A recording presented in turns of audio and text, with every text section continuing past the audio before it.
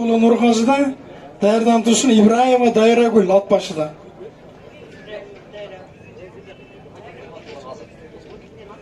Ассаламу алейкум, урматтуу жамаат. Жалпыңыздарга ушунча Кыргызстандын келечеги үчүн деп кадам басып келгениңиздерге рахмат.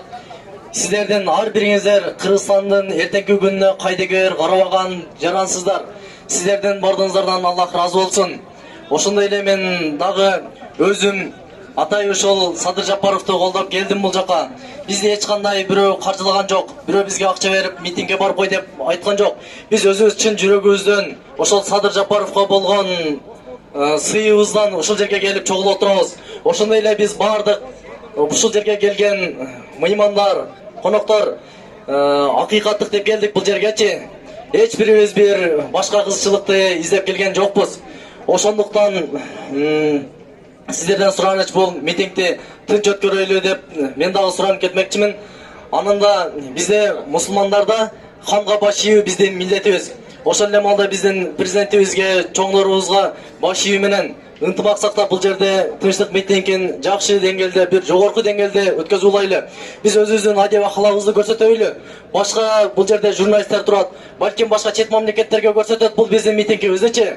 Кыргыз калкы мына Бишкекте, Борбор шаарында тынчтык митингин өткөрүп, өзүнүн чыгаан уулу болгон Садыр Жапаровду мына тынчтык жолу менен чыгарып алды деп башкаларга балким үлгү болорбуз. Ошондуктан бардыгыбыз тынчтыкты сактайлы. Президентибизге дагы чын жүрөктөн мындай кайрылуу жасайлы.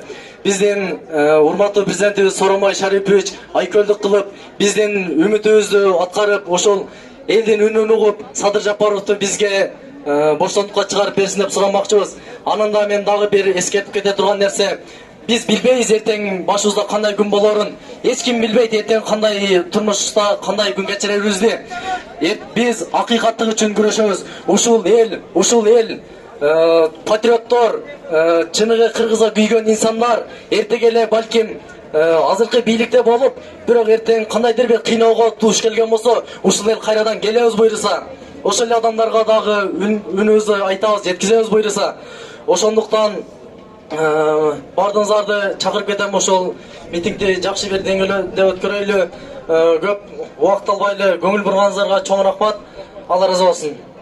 Рахмат енем, абдан жакшы. Рахмат.